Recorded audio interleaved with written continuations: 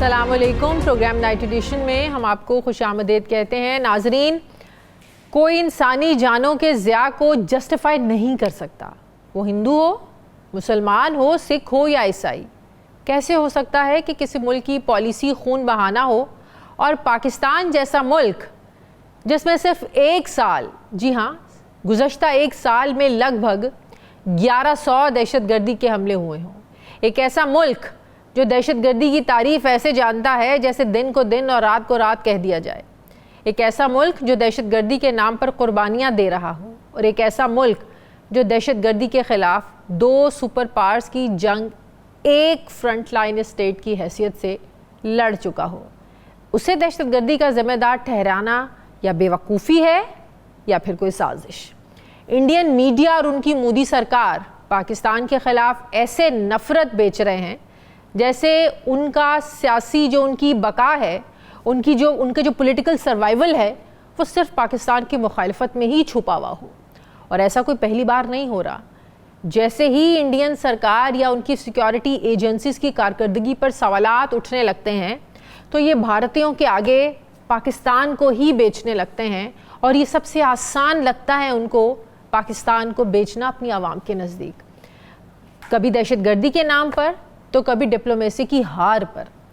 नाजरीन, अभी जंगी जुनून सर पर लिए मोदी सरकार पाकिस्तान के साथ छेड़खानी करने का इरादा रखता है। नाजरीन, ये भारतीय सिक्योरिटी एजेंसीज की नालायकी कहें या हट धर्मी कि किसी इन्वेस्टिगेशन के बगैर महज चंद मिनटों में पहलगाम का वाक़या पाकिस्तान के सर डालकर पीछे मुड़कर देखने को तैयार ही नहीं। इनकी मिसाल ऐसे है कि कौवा कान ले गया और अपने कान को नहीं देखते बल्कि कौवे के पीछे दौड़ने लगते हैं। अब सूरत हाल ये है नाजरीन कि एक ऐसे सानहे पर 2 न्यूक्लियर पावर्स अपनी फ़ौजों को लेकर आमने सामने आ गई हैं, जिस सानहे की कोई ग्राउंड ही नहीं है, कोई रियलिटी नहीं है, कोई इन्वेस्टिगेशन नहीं हुई और जिसके हकायक भी पूरी तरह से अभी तक सामने नहीं आए। ये इंडिया का जंगी जुनून नहीं तो क्या है कि दहशतगर्दी का वाक़या होते ही भारत ने फैसला कर लिया कि ये पाकिस्तान ने किया है। ये इंडिया का वॉर हिस्टेरिया नहीं तो क्या है कि 1960 के सिंतास मुआहदे को तोड़ने का वो ऐलान कर देता है। ये इंडिया का जंगी जुनून नहीं तो क्या है कि सारे पाकिस्तानियों के वीज़े कैंसिल करके उन्हें भारत से निकलने का हुक्म दे दिया जाता है। ये इंडिया का वॉर हिस्टेरिया नहीं तो क्या है कि ये सोचे समझे बगैर कि पाकिस्तान एक ख़तरनाक, एक एटमी ताकत है, उस पर हमले का प्लान कर लेता है। ये इंडिया का जंगी जुनून नहीं तो क्या है कि माजी में उनकी सर्जिकल स्ट्राइक्स का ऐसा जवाब दिया जा चुका जिसमें कभी अभिनंदन तो कभी कमांडर कुलभूषण यादव ने पाकिस्तान में दरअंदाजी का एतराफ़ किया। ये इंडिया का वॉर हिस्टेरिया नहीं तो क्या है कि किसी भी डिप्लोमेसी को मद्देनज़र रखे बगैर एम्बेसडर्स को मुल्क छोड़ने का हुक्म दे दिया जाता है। नाजरीन, ये भारत सिचुएशन को किस तरफ लेकर जा रहा है, कैसे इस सूरत हाल को पाकिस्तान को टैकल करना चाहिए, मैं बात करूंगी। ब्रिगेडियर रिटायर्ड मसूद खान, दिफाई तज्ज़ियाकार, मुझे ज्वाइन कर रहे हैं। अस्सलाम वालेकुम, बहुत बहुत शुक्रिया मसूद साहब आपका। मसूद साहब, भारत ने जब वाक़या हुआ मंगल वाले रोज़ पहलगाम का, उसके चंद ही मिनटों के बाद जिस तरीके से एक तूफ़ान बदतमीज़ी शुरू हुआ भारतीय मीडिया पर, और भारतीय मीडिया ने तो एक जंग छेड़ने में, वो तो उनको लग रहा था कि जंग अभी के अभी शुरू हो जाएगी। तो पाकिस्तान ने क्या लेट रिस्पॉन्ड किया? नहीं, पाकिस्तान ने बड़ी जिम्मेदारी के साथ रिस्पॉन्ड किया और अकॉर्डिंगली देखे हालात पर देखा, उसके बाद रिस्पॉन्ड किया। लेकिन इंडिया, जिस तरह आपने कहा, इंडिया ने तो देखें कि हिंदुस्तान टाइम्स ने खबर दी कि 3 बजे वाक़या हुआ, 3:05 पर रॉ एफिलेटेड जो अकाउंट्स थे वो खबर दे रहे थे कि पाकिस्तान इसमें इन्वॉल्व है। आज जो FIR बनी है उसमें वो 1:40 से लेकर 2 और डिफरेंट टाइमिंग उसमें आ गए हैं। तो वो एक हाइप उन्होंने क्रिएट की है कि वार हिस्टीरिया उन्होंने क्रिएट किया कि जैसे पाकिस्तान आके कश्मीर को हमने कैप्चर किया है, वी आर एडवांसिंग टुवर्ड्स, और आगे जा रहे हैं बाकी स्टेट्स की तरफ। तो एक ऐसी सिचुएशन थी। देखें, ये चीज़ें बाय डिज़ाइन होती हैं और बाय डिज़ाइन। और वैसे भी झूठ के कोई हाथ पैर तो होते नहीं हैं। एक झूठ छुपाने के लिए आपको 100 और झूठ बोलने पड़ते हैं, जो भारतीय मीडिया कर रहा है और अब तक कर रहा है, और करके फंस गए हैं। आप पकड़े गए। FIR को आप देख लें, उस FIR में जो टाइमिंग्स का डिफरेंस है, जब पहले खबर ये चला रहे थे, नैरेटिव था कि हिंदूज वर आइडेंटिफाइड और फिर इसके बाद देवर किल्ड, जबकि इधर लिखा है कि अंधाधुंध फायरिंग हुई और सरहद पार जो आकाओं के एमा पे किया, और 10 मिनट के अंदर जिस तरह आपने कहा कि ये हुआ, तो ये चीज़ें मुमकिन नहीं है। आपको मैं बड़ा क्लासिक मिसाल देता हूँ कि फास्ट फ्लैग ऑपरेशन के 2 मिसालें देता हूँ कि जब छत्तीस सिंहपुरा इसी इलाके में, इसी ज़िले में है, अनंतनाग इस्लामाबाद में, जहाँ पे 35 सिखों का कत्ल किया गया जब president Clinton was visiting India after 22 साल में किसी अमेरिकन का विजिट था, और उनको बताया गया ये पाकिस्तानी दरअंदाज आए थे, मार के चले गए हैं। तो लेकिन बाद में 2017 में एक इन्वेस्टिगेशन, जिस टीम के मेंबर थे जनरल गिल, उन्होंने कहा ये बीजेपी ने करवाया था, इनसाइड जॉब था, इंडियन मिलिट्री ने किया था, they have wanted to impress Clinton. बहुत शुक्रिया दिफाई तज्ज़ियाकार ब्रिगेडियर रिटायर्ड मोहम्मद खान साहब मेरे साथ है, बहुत शुक्रिया, आपने वक्त दिया। मुझे ब्रेक लेनी है नाज़रीन, वापस आते हैं एक छोटे से वक्फे के बाद।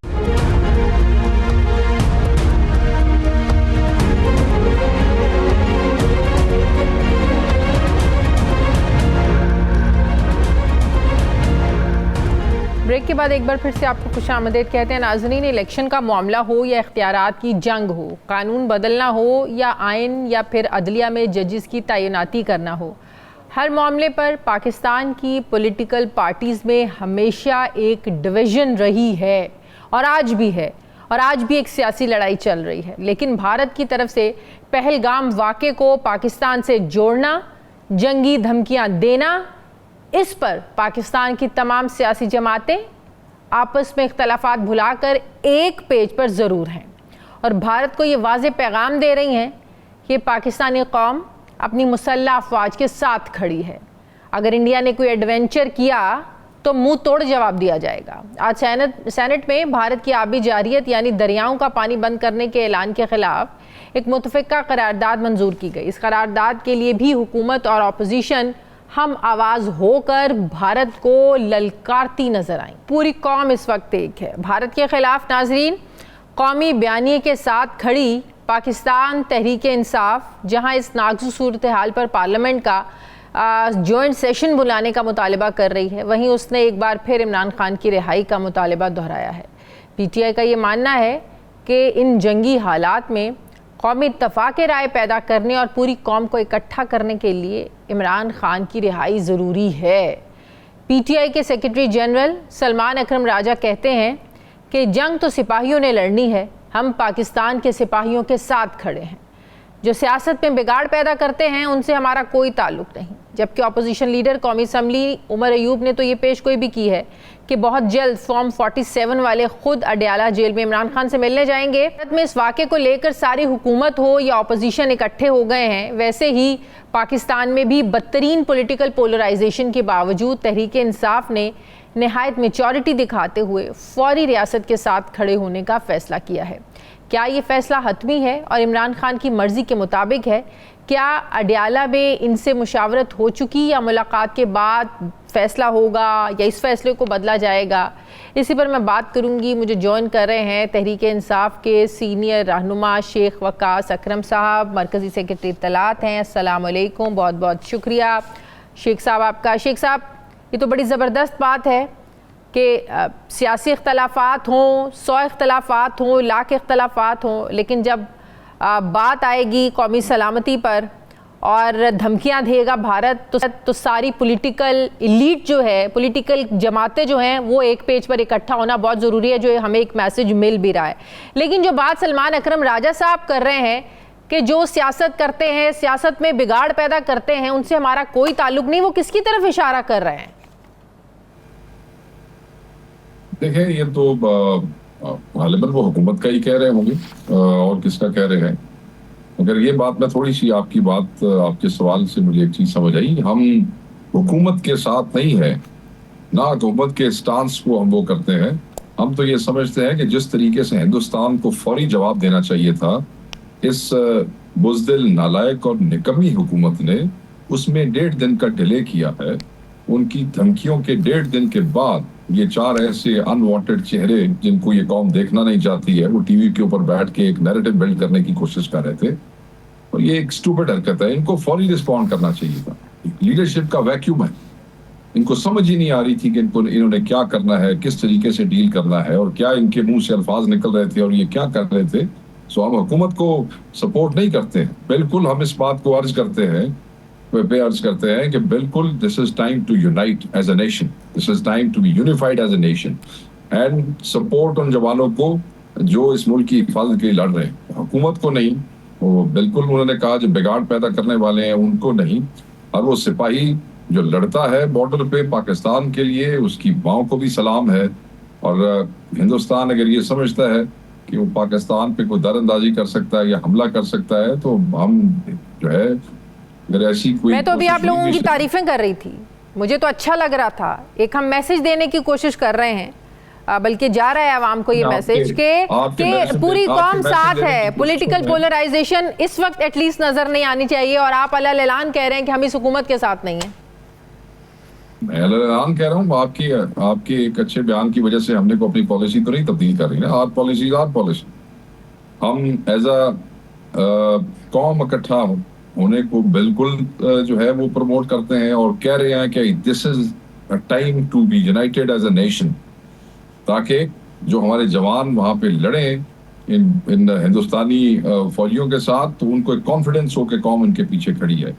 मगर कौम ये स्टोलन मैंडेट वाले फॉर्म 47 वाले डाकुओं के पीछे नहीं खड़ी, इसलिए कौम को यूनिफाई नहीं कर सकते। कौम को यूनिफाई सिर्फ एक ही आदमी कर सकता है, जिसका नाम इमरान खान है। तो इस मुश्किल वक्त में अगर कौम को यूनिफाई करना है तो सबको इकट्ठा होना पड़ेगा ना, ऐसा तो नहीं हो सकता कि इमरान खान को निकाले ना जी, इमरान खान को निकाले ना, ये क्या बात है। इमरान खान को बाहर निकालें, वो कोई हकी केसों के अंदर पड़ा हुआ है, नाहक केसों के अंदर पड़ा हुआ है। अगर इस वक्त भी रियलाइजेशन नहीं है, एक तरफ आप कहते हैं कौम यूनाइटेड हो जाए और सबको वो कॉन्फिडेंस मिले, और दूसरी तरफ आप उसकी बहनों, उसके रुफका और उसके वकीलों को नहीं मिलने देते, ये क्या आप क्या समझती हैं, तरीके इंसाफ वाले इंसान नहीं है? यानी कि आप उनके ऊपर मजालिम भी ढाता रहे, आप उनके साथ वसायत करती रहे, और जब आपको जो है थोड़ी सी कहीं से धमकी लगे तो उसके बाद आप कहें आओ इकट्ठे हो जाओ।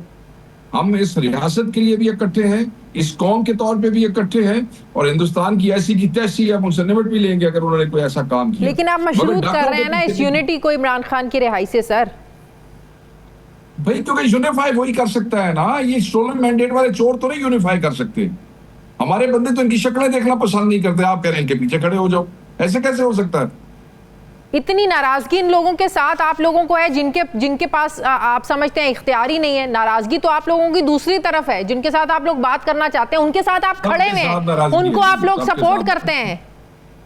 सबके साथ नाराजगी है, कौम यूनाइट करनी है तो एक ही आदमी जो यूनिफाई कर सकता है, उसका नाम इमरान खान है। कटो बाहर उन्होंने, तो इमरान खान बाहर नहीं निकलेगा तो कौम में यूनिटी नहीं आएगी और हम भारत का मुकाबला नहीं कर सकेंगे। आपके तासुर मिल रहा है भारत का मुकाबला तो you don't put your words in my mouth, Bharat का मुकाबला तो हम करेंगे, और भारत का मुकाबला हम करते रहे हैं। इमरान खान की स्टेटमेंट्स आप वॉर मॉन्गरिंग इंडिया के खिलाफ देख लें तो इन लोगों से बहुत ज्यादा बोल्ड है, बहुत ज्यादा तकड़ी है, खुल के इमरान खान बोलता रहा, इनकी तरह चुन नहीं करता रहा, इनकी तरह मोदी का यार नहीं है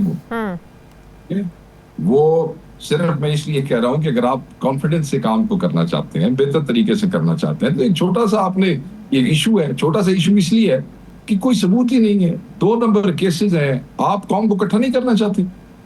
आप चाहते हैं कि आपके मुजालिम भी चलते रहे और उधर से आप कौम भी आपके पीछे लगी रहे।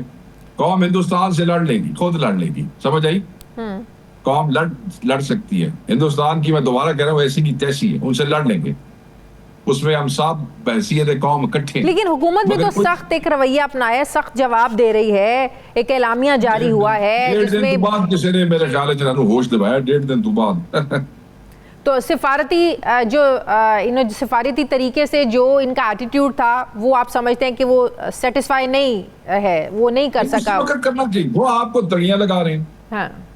इतना बड़ा फॉरेन ऑफिस है आपका, उन्होंने तो हमले के कोई 5-10 मिनट बाद ही तड़ियां लगाना शुरू कर दी थी सर, उनका तो प्लान था। चले आपके पास सारी खबरें मौजूद हैं, मेरे पास तो सारी खबरें मौजूद नहीं है। ये खबर आपके पास है तो फिर हुकूमत के पास भी होनी चाहिए थी। उनका प्लान था तो आपका प्लान क्यों नहीं था? उनका प्लान था तो आपको क्या तकलीफ है? ये इतना बड़ा फॉरेन ऑफिस और इतनी बड़ी वजारतें को किस लिए रखी हुई है? दे देना सी जवाब फिर फौरी। ये कोई पॉलिटिकल मामला तो नहीं है, ये पाकिस्तान की कौमी सलामती का मामला है। इसमें गैर संजीदगी का क्या वो तुक बनता है? तो आप कह रहे हैं हुकूमत गैर संजीदा है इस सारे मामले में? ने कभी बुज़दिल नलायक लोग ने कॉन्फिडेंस नहीं है। जब कौम का कॉन्फिडेंस नहीं है, मतलब जेडे एमएनए बैठे सन उत्थे तीनों जेडे वजीर बने सन, असि उन्होंने एमएनए नहीं समझते, असि समझते हैं चोर ने जेडे चोरी दे मैंडेट नाल बैठे ने। तो आप उनको आगे से उन्हीं को आप मतलब वो तीन चेहरे आपने बिठा दिए हैं। तो किसको बिठाते, किसको बिठाते? ये इधर तो इमरान खान ही बैठेगा जी।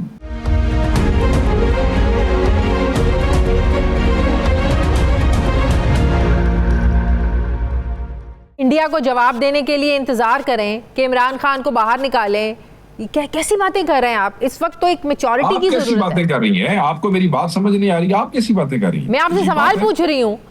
मैं आपको नहीं, आप कमेंट साथ साथ कमेंट्री भी कर रही हैं, साथ वाला सवाल भी पूछ रही हैं। नहीं, आप चीजों को जोड़ रहे हैं ना इमरान खान की रिहाई से। तो मैं ये क्या आप कह रहे हैं ना कि उनको जवाब देना है तो इमरान खान को बाहर निकाले, किन लोगों को बिठा दिया? आपने मेरे ख्याल में आपने हमारा शायद एलामिया नहीं पढ़ा। आप प्रोड्यूसर को कहें वो आपको एलामिया दे देता है, उसको जरा पढ़ लें, हमारे लोगों की स्टेटमेंट्स भी देख लें। राजा साहब की आपने स्टेटमेंट सुना, मैंने बताया ना, सारी स्टेटमेंट मैंने सुनाई भी है सर, मैंने बताई भी है। मैं आपसे सिर्फ ये सवाल कर रही हूँ कि आप कह रहे हैं कि किन चेहरों को बिठा दिया। ऑफिशियली जो चेहरे हैं सर उन्हीं को बिठाना है ना, उन्होंने ही जवाब देना है ना। तो फिर उनको लोग पसंद नहीं करते। सॉरी, मैं भी पसंद नहीं करता जाती तौर पे, लोग भी पसंद नहीं करते। सबसे बड़ी पार्टी हमारी है, हमारे बंदे उनका चेहरा नहीं देखना चाहते। अब किसी को कोई है खुशी तो बना ले बैठे। We don't accept those faces. तो सर फिर मुज़ाकरात, सर फिर जो मुज़ाकरात की एक कहानी शुरू की थी वो किसके प्रेशर पर की थी? इन्हीं चेहरों के साथ मुज़ाकरात की कहानी शुरू हुई थी ना सर? हमने शुरू की थी, ये चेहरे उनकी तरफ से आए थे।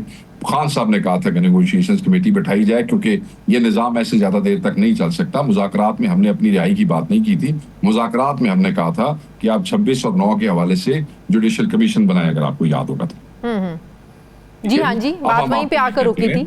अब हाँ जी, अब हम आपको ये कहते हैं कि बात यह है, ऐलानिये में वाज़े लिखा है कि हम अपनी पाक फौज के जवानों के साथ खड़े हैं, वाज़े लिखा हुआ है जी। और हम हिंदुस्तान के साथ लड़ने के लिए अपनी जानें भी देनी पड़ी ना पाकिस्तान तहरीक इंसाफ वालों को। तो हम खुद जाके बेशक बॉर्डर पे खड़े हो गए, हम अपनी जानें भी देंगे। सही। हम इस कौम की हिफाजत के लिए बहैसियत नेशन इकट्ठे होने के लिए जो है वो बिल्कुल हम इकट्ठे भी हैं और इकट्ठे रहेंगे भी। सही, हिंदुस्तान के खिलाफ तो डिवीजन का ताल्लुक नहीं पैदा होता, मगर ये जो इरिटेंट्स बीच में है ये भी हकीकत है। इन डाकुओं चोरों के इक़्तिदार में होते हुए और खान के जेल में होते हुए आप बार बार ये कहें कि जी को हुकूमत के पीछे अफरा नहीं, ये हमसे ये दामे नहीं होते हमारे से।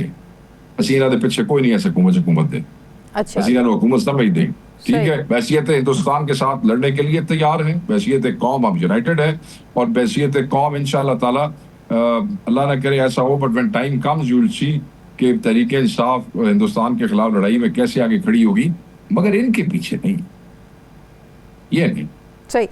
शेख साहब, मौलाना साहब के साथ बात क्यों नहीं बन सकी? वो तो नहीं किसी सियासी इत्तेहाद में का हिस्सा बनना चाहते, नहीं चलना, वो नहीं कन्विंस हो सके। उन्होंने अपनी कंसर्न्स हमें बताई थी, वो कंसर्न्स भी हमने उनको बता दिया था कि जी आपकी सारी कंसर्न्स दूर कर देते हैं। डेरा इस्माइल खान के हवाले से भी थी, चीफ मिनिस्टर की भी बातें थी। चीफ मिनिस्टर ने सब क्लियर, वो कहते हैं ना पंजाबी में हम कहते हैं रस्सी छोड़ देती थी कि जिस तरह कहेंगे उसी तरह कर लें, जिस तरह कहेंगे उसी तरह कर लेंगे। सारे कंसर्न्स क्लियर करने के बाद अभी 5-6 दिन पहले राजा साहब मौलाना साहब को खुद भी मिले, उनको भी कन्वे कर दिया। अब उन्होंने कहा कि हम अपनी शूरा से मुशावरत करेंगे।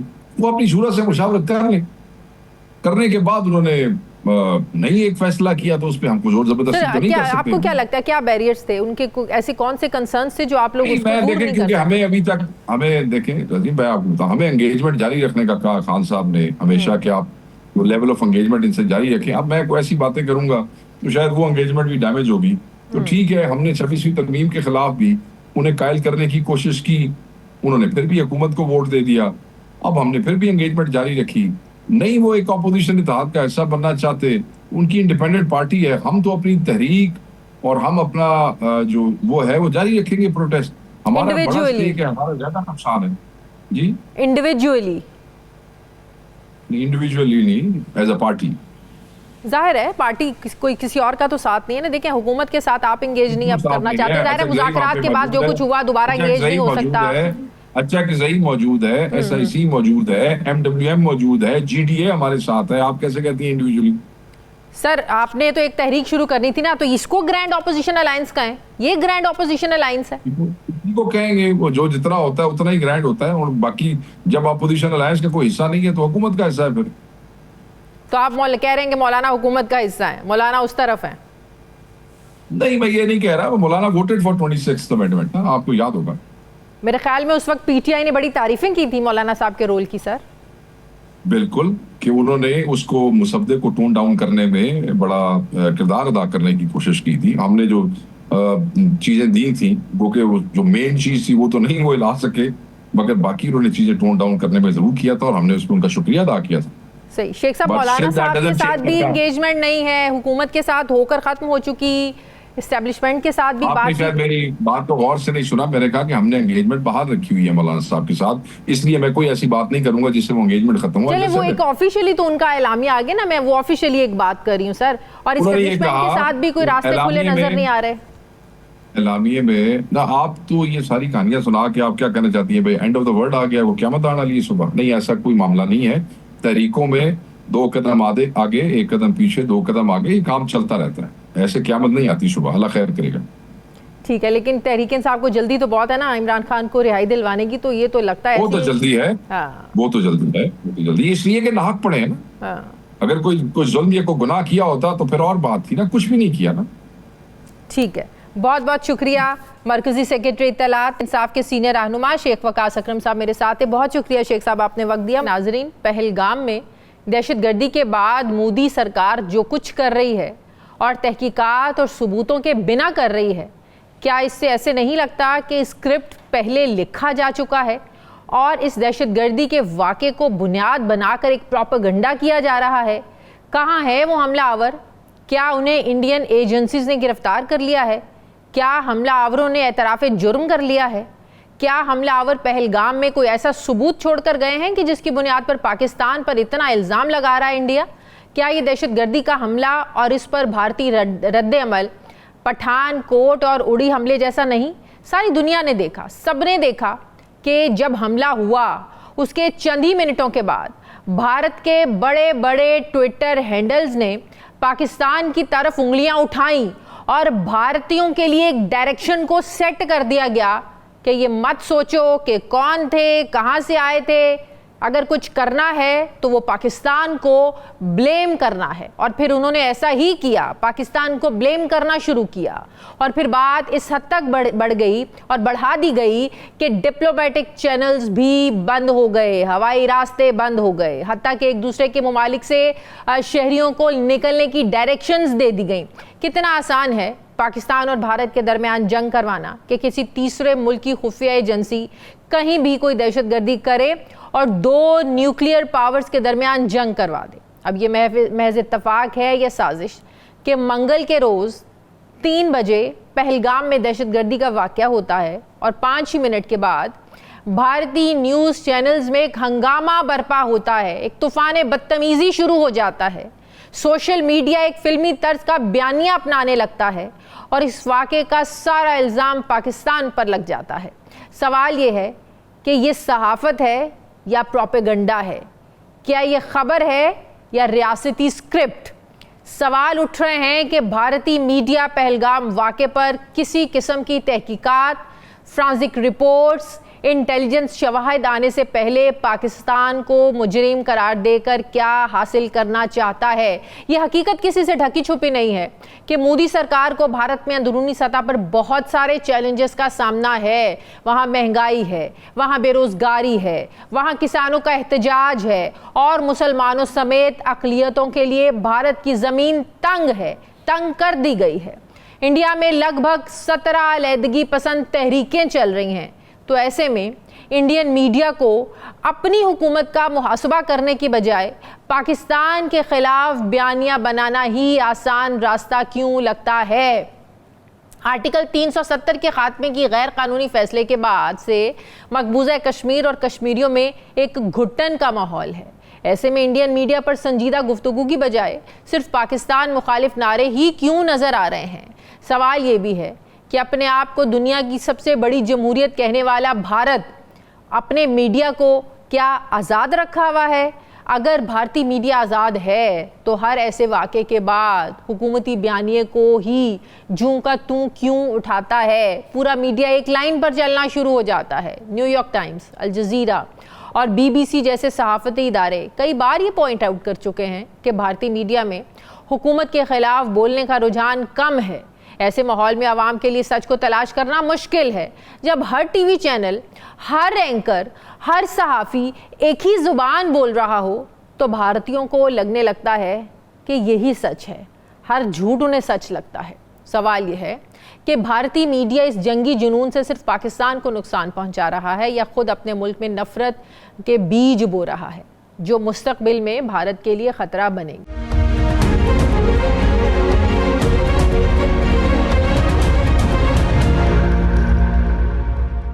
मैं बात करूंगी सीनियर सहाफ़ी तज्ज़ियाकार अतर काज़मी मुझे ज्वाइन कर रहे हैं। अस्सलाम वालेकुम, बहुत बहुत शुक्रिया अतर काज़मी आपका। अतर, अभी शेख वकास अकरम साहब मेरे साथ थे प्रोग्राम में, वो कह रहे थे कि पाकिस्तान ने बड़ा स्लो रिस्पॉन्स किया, पाकिस्तान को जल्दी जवाब देना चाहिए था। क्या आप समझते हैं कि पाकिस्तान ने जिस तरीके से रिएक्ट किया, इससे सख्त रिएक्शन सामने आना चाहिए था? देखिए, एक तो पहली बात यह है कि जिस तरीके से भारत ने रिएक्ट किया इस हमले के बाद, जिस आपने भी एक्सप्लेन किया, वो इंतहाई गैर जिम्मेदाराना तरीके से, वो ये हमेशा का यूजुअल उनका तरीक़ाकार है, उन्होंने पाकिस्तान के ऊपर इल्ज़ामात लगाने शुरू कर दिए। अब पाकिस्तान भी देखेगा उन चीज़ों को कि क्या इल्ज़ामात लग रहे हैं, उसके ऊपर पाकिस्तान रिएक्ट करेगा। मेरे ख्याल में जो उन्होंने इक़दाम उठाए उसके जवाब में पाकिस्तान ने भी इक़दाम उठा दिए। एयर स्पेस बंद करने की बात हुई, वीज़े कैंसिल हुए, कुछ लोगों को मुल्क छोड़ने का कहा गया, तो ये पाकिस्तान ने भी इक़दाम उठाए। हाँ, कुछ लेवल के ऊपर जो चीज हमें मिसिंग नजर आती है वो पॉलिटिकल माजी के अंदर जो पॉलिटिकल रिजॉल्व था या पॉलिटिकल क़यादत थी, वो जिस तरीके से मोदी साहब की इन हरकतों के ऊपर जिनका जिक्र आपने किया कि वहां पे माइनॉरिटीज तंग हैं, मुसलमानों को टारगेट किया जाता है, दीगर माइनॉरिटीज को टारगेट किया जाता है। जब इमरान खान साहब की हुकूमत थी, इमरान खान साहब नाम लेके मोदी साहब का उनके ऊपर तनकीद करते थे।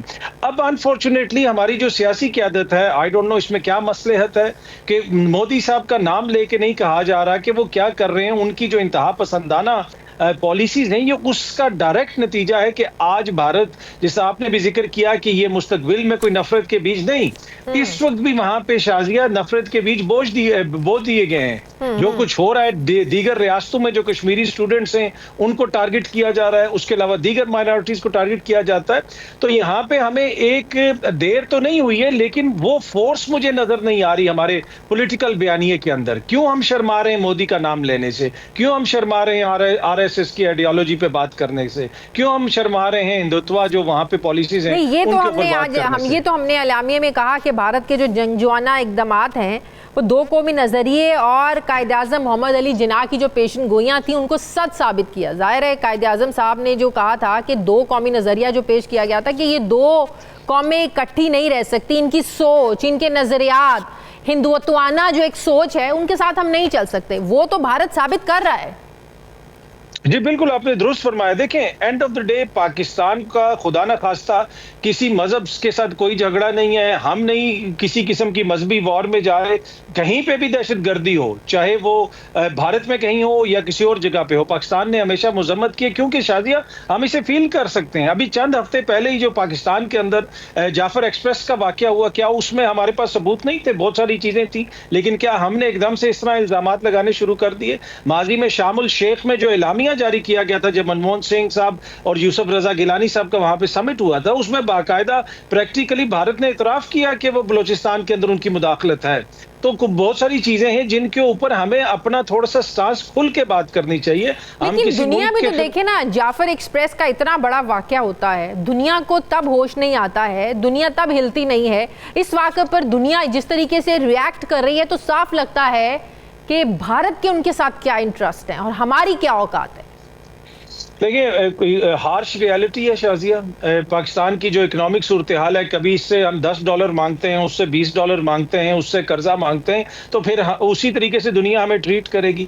फिर चाइना के मुकाबले में भारत को इस रीजन के अंदर खड़ा करना है, तो इसी वजह से वहाँ पे सारे लोग भी आते हैं। अमेरिका के नायब सदर वहाँ पे आए हुए थे। यहाँ पे तो कोई जेंट्री बीच आ जाए तो पूरी हुकूमत उससे मिलना शुरू हो जाती है। तो हमें तो सफारती सतह के ऊपर उस तरह की पजराई तो कहीं नहीं मिल रही। हमें ये रियलिटी मान माननी पड़ेगी और भारत के बहुत सारे गलत कामों को भी दुनिया जानते हुए समझते हुए भी इग्नोर करती है। उसकी इकोनॉमिक पावर है, उसकी पॉलिटिकल पावर है, चाइना का मुकाबला उनसे करवाना है मगरिब ने। बाकी जो दहशतगर्दी है वो तो कनाडा हो जाए, अमेरिका हो जाए, वहां पे भारत के अपने ऑपरेटिव्स पकड़े गए हैं, सबूत मिले हैं। क्या उनको नहीं तो पता ऐसे कि ये क्या मौकों कुछ पर कर रहे हैं? हमें हमारे लोगों को एक्टिव नहीं होना चाहिए था? अमेरिका में भी, कनाडा में भी, इंग्लैंड में भी बावर करवाना चाहिए था दुनिया को कि इंडिया ने कनाडा की ज़मीन पर क्या किया, अमेरिका में क्या किया, कश्मीर में क्या करा। यहाँ पे हमारी थोड़ी कोई नाअहली नज़र आती है।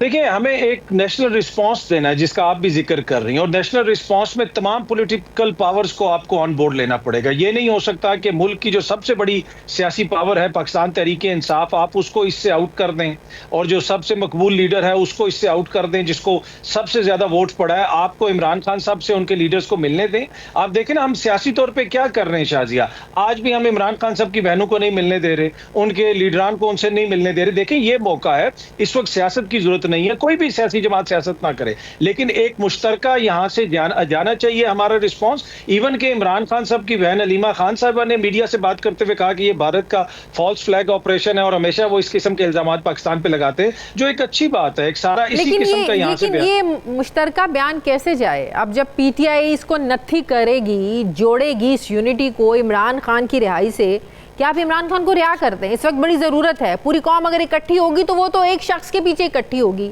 डू यू रियली थिंक कि इस मौके पर आप अपनी इस आवाज़ को उठाकर इसका फ़ायदा उठाना चाहते हैं? आप देखिए, आप इमरान खान साहब को ना छोड़ें, वो तो अदालती अमल के नतीजे में जो भी होगा वो होगा, लेकिन कम से कम उनकी मुलाकात तो करने देना। देखिए, हाँ। जब आप कौमी रिस्पांस की बात करते हैं तो इमरान खान तो कौम का नुमाइंदा है ना, सबसे ज्यादा उसने वोट लिए हैं। किसी को अच्छा लगे या बुरा लगे या बहुत बुरा लगे, इमरान खान के सबसे ज्यादा एमएनए हैं, सबसे ज्यादा वोट है, तो वो तो कौम के नुमाइंदे हैं, तो आपको उनको ऑन बोर्ड तो लेना पड़ेगा। कम से कम उनके लीडरान की उनसे मुलाकात करवाएं ताकि वो भी कोई उधर से भी कोई बयान आए। इधर तो मियाँ साहब की जानिब से अभी तक कोई ट्वीट भी नहीं आया, कोई मोदी का नाम लेके कोई जिक्र किया गया इनकी जानिब से, बिलावल साहब की जानिब से, नवाज शरीफ साहब की जानिब से या जरदारी साहब की जानिब से। ये तो नाम लेते हुए शर्माते हैं कि कोई मगरिब नाराज हो जाएगा हमसे। तो ऐसी जब तक इस तरह की आपकी इतनी हल्की आगे से आवाज होगी तो दुनिया तो उसको नोट नहीं करेगी। हमें आप कैसे मुकाबला करेंगे? भारत तो जंग की धमकियां दे रहा है। देखें, ये तो 70 साल से दे रहे हैं और हमारी फौज ने कभी इनके आगे पहले कोई इनकी धमकी के ऊपर खुदा ना खास्ता कोई ऐसी बात की जी हम बड़े डर गए हैं।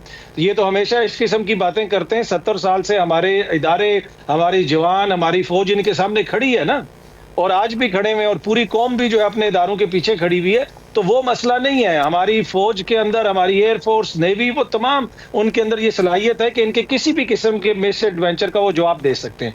जो चीज लैक कर रही है वो पॉलिटिकल विल है, वो पॉलिटिकल साइड के ऊपर थोड़ी कोताहियां हैं, थोड़ी कमजोरियां हैं, उसको हमें देखने की जरूरत है। लेकिन एक और बहुत बड़ा जो एक कदम उठाया भारत ने वो है आपका पानी बंद करना। सिंतास मुआहिदों को यकतरफा तौर पर, इंटरनेशनल ट्रीटी को यकतरफा तौर पर आप कैसे मुअत्तल कर सकते हैं? इसके लिए पाकिस्तान किस फोरम पर जाए, कहाँ आवाज़ उठाए, क्या करे पाकिस्तान? देखिए शायद एक तो इसमें वर्ल्ड बैंक गारंटर है। ये वो मुआहिदा है जिसमें दुनिया भर में इसको पढ़ाया जाता था कि देखें जी, जंगों के बावजूद ये मुआहिदा चल रहा है, और इस मुआहिदे से वो यकतरफा तौर पे ना इसको मुअत्तल कर सकते हैं, ना वो इससे निकल सकते हैं, ना इसको कैंसिल कर सकते हैं। लेकिन ये अभी तो भारत ने एक बहाना बनाया है, लेकिन 2021 से भारत इसको खत्म करना चाह रहा है। वो पहले भी हुकूमतें पाकिस्तान को इस हवाले से लिख चुका है कि हम इस पर बात करना चाहते हैं, और अभी इसके कैंसिल होने या मुअत्तल होने से पानी नहीं रुकेगा।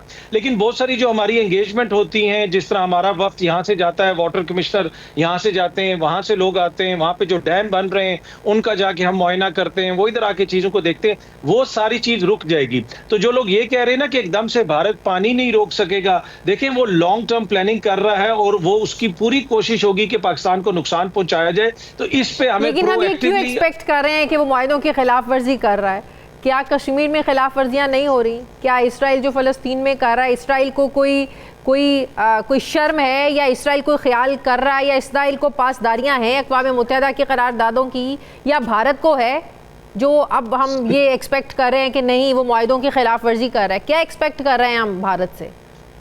नहीं, बिल्कुल आप दुरुस्त फरमा रही हैं कि हम उनसे क्या एक्सपेक्ट कर सकते हैं। वो अपने लोगों के साथ क्या कर रहा है, वहां पे जो उनका आईन है, क्या उनके मुताबिक लोगों को वहां पे हकूक मिल रहे हैं। लेकिन हमने तो अपना अपना मुकदमा पेश करना है ना। हमारा चीन हमारा दोस्त है, हमने उसको ऑन बोर्ड लेना है। OIC का प्लेटफॉर्म मौजूद है, उधर जाके इस मसले को उठाना है, अक़वाम मुत्तहिदा के फोरम पे उठाना है। फिर हमारे जो सफारतकार हैं, हमने उनको कहना है वो एंगेज करें। और फिर जो ओवरसीज पाकिस्तानी हैं, नॉर्थ अमेरिका और यूरोप, ये बहुत ज्यादा पिविटल है पाकिस्तान की फॉरेन पॉलिसी के लिए, खासतौर पे इस मौके पे कि ओवरसीज पाकिस्तानी भी ऑन बोर्ड हो। उनकी बड़ी इंग्रेस है, चाहे यूरोपियन पार्लियामेंट हो जाए, चाहे अमेरिकी कांग्रेस हो जाए, बरतानवी पार्लियामेंट हो जाए, तो हमें उन सबको भी ऑन बोर्ड लेना पड़ेगा। और अगेन लेकिन दुनिया को भी रियलाइज करने की जरूरत है कि मोदी सरकार जब जब गिरने लगती है, मोदी सरकार जब जब नाकाम होने लगती है, मोदी सरकार के खिलाफ जब खुद उनके मुल्क के अंदर आवाजें उठने लगती हैं, तो ऐसी ड्रामेबाजियां, ऐसे फॉल्स फ्लैग ऑपरेशन ये मोदी करता है। पुलवामा एक बहुत बड़ी मिसाल है। देखिए, दुनिया को तो पता है, दुनिया हमसे हो सकता है ज्यादा जानती हो। माजी में जब भारतीय पार्लियामेंट के ऊपर जब हमला हुआ था शाजिया, एक वहां पे कमेटी बनी थी जिसने इंक्वायरी करनी थी। निर्मला देश पांडे साहिबा उसकी सरबराह थी, वो ह्यूमन राइट्स एक्टिविस्ट थे। और उसमें उन्होंने अफजल गुरु के हवाले से अपनी फाइंडिंग्स में बताया था कि भारतीय एजेंसियां उसकी सर्वेलेंस कर रही थी और अफजल गुरु को जाके गाए बगाए पुलिस स्टेशन में जाके हाजिरी भी लगानी पड़ती थी। तो ये कैसे हो सकता था कि वो इस तरह के किसी अटैक में मुलविस होता? तो ये दुनिया को भी पता है। इस तरह जो माजी में और भी बहुत सारे ऐसी मिसालें हम दे सकते हैं। बहुत शुक्रिया सीनियर सहाफ़ी तजिया काज़मी साहब मेरे साथ थे। शुक्रिया, आपने वक्त दिया। प्रोग्राम का वक्त खत्म हो गया नाजरीन। फीडबैक दें, अपना ख्याल रखें, मुझे इजाज़त दें। अल्लाह हाफ़िज़।